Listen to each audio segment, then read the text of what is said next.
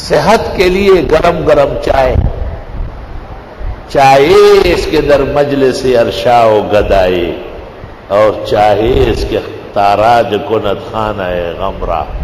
آپ کو تو خالی ہنسی کافی ہے، بس ہنسی سے آپ کا کام ہو جاتا ہے، منہ اور ہونٹ ٹیڑھے کرے بس کام ہو گیا، آگے کوئی فکر و سوچ اللہ دے گا ہی نہیں تمہیں، ایسا کیوں کہا ہے؟ جسم کو ایک گرماہٹ چاہیے کہ خون ٹھنڈا نہ ہو جائے، وہ تاثیر چائے میں ڈبل ہے، اس میں پانی جو گرم ہو جائے، دودھ جو ڈالا جائے، پتی جو ڈالی جائے، تھوڑا سا میٹھا ملایا جائے، یہ تمام خون کو گرم رکھتے ہیں۔ جو قلب کو گرمائے اور خون کو تڑپائے، یا رب دل مسلم کو وہ زندہ تمنا دے۔ سبحان اللہ۔ بزرگان دین چونکہ رات بھر جاگتے تھے تو وہ سبز چائے پیتے تھے بغیر دودھ کے، اس کو سلیمانی کہتے ہیں۔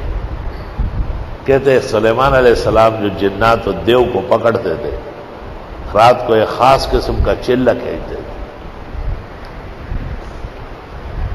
اور میں نے خود ایک بزرگ کو اپنی آنکھوں سے دیکھا ہے۔ اللہ نے بھی مجھے اس مختصر اور عاجزانہ زندگی میں کمالات دکھائے، میں حیران رہ گیا کہ اللہ اکبر، دنیا میں ایسے لوگ بھی ہوتے ہیں۔ وہ ایسا بیٹھا رہتا تھا اور کوئلے پہ چائے کی چائےدانی پڑی ہوتی تھی،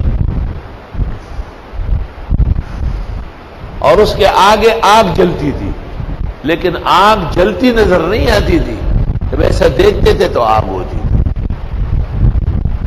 اور سفید کپڑے، سفید پگڑی، تک سر سپن خشتا سڑ ہے۔ یہ چائے اس کا کرم بچے، وہ چائے جیسے میں نے پی لی، جہانگیرے میں بیٹھے بیٹھے کراچی اور کیماڑی نظر آنے لگا۔ مانا دانا کو بھی چائے دیوے، سرد گرم پانی اور اس میں معمولی سا ذائقہ تھا پتی کا۔ ایک دن مجھے کہا آپ عمرہ کریں گے؟ اس زمانے میں لوگ عمرہ نہیں کرتے تھے، بوڑھے بوڑھے مرنے کے قریب ہوتے تو حج کرنے جاتے تھے۔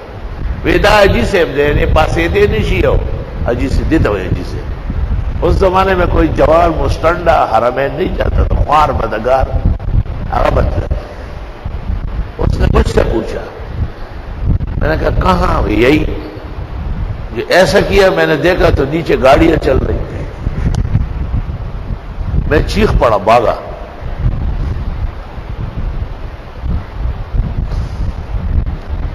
اس کے 20 سال بعد اللہ تعالیٰ نے کراچی نصیب کیا، پڑھا، یہاں امام ہوا، اور 83 میں چلا گیا حج کے لیے۔ پہلی مرتبہ جب میں گاڑی سے اترا وہی جگہ تھی جو اس نے مجھے جہانگیرے میں دکھائی تھی، اسی جگہ گاڑی سے جہاں بابا راجا سے خیال ہے۔